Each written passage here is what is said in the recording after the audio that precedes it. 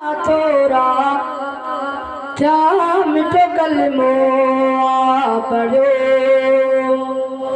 जेके गाल वणे थी बाबा से बुलंद हथ मथे करे तो सुभान अल्लाह सुभान अल्लाह। लक रब को बकया थोरा क्या मिठो कलमो पढ़ो सचो कलमो पढ़ो मिठो कलमो पढ़ो लक रब को बकया शिरक कुफर का दिल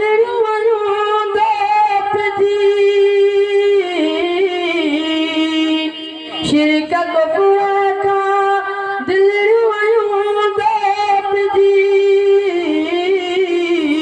बिदअत का बे मारू यारो की दिया वात जदर की बया लकर बको बकया लकर बको बकया थोरा क्या मिठो कलमो पढ़ो सचो कलमो पढ़ो मिठो कलमो पढ़ो लकर बको बकया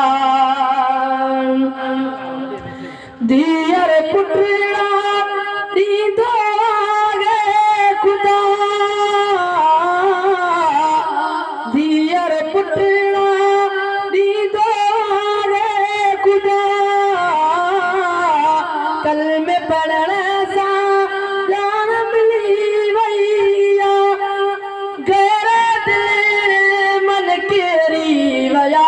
लकर बकुल बकया लकर बको बकया थोरा क्या मिठो कलमो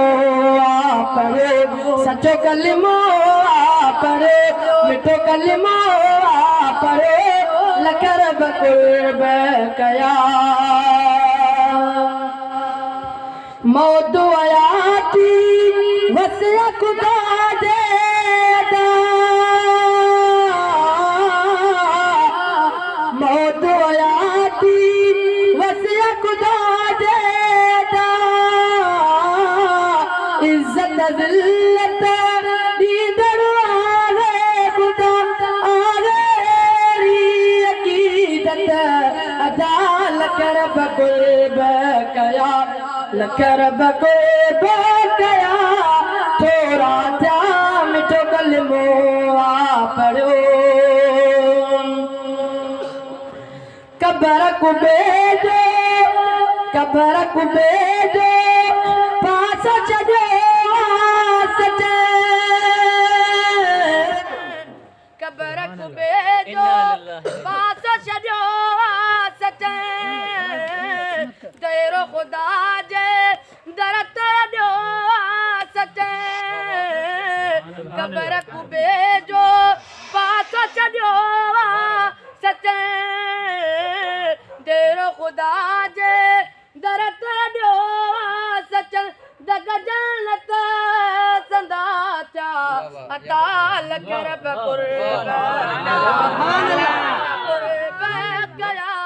थोरा क्या मिठो कलमो पढ़ो कलमो पढ़ो जे जन्नत आ गए वो शहजादा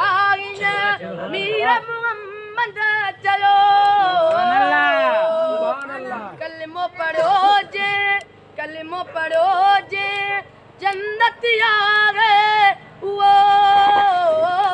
मीरानी मीर मोहम्मद चलो सच फरमालो हबीब लकर बकुर बकया लकर बकुर बकया थोरा क्या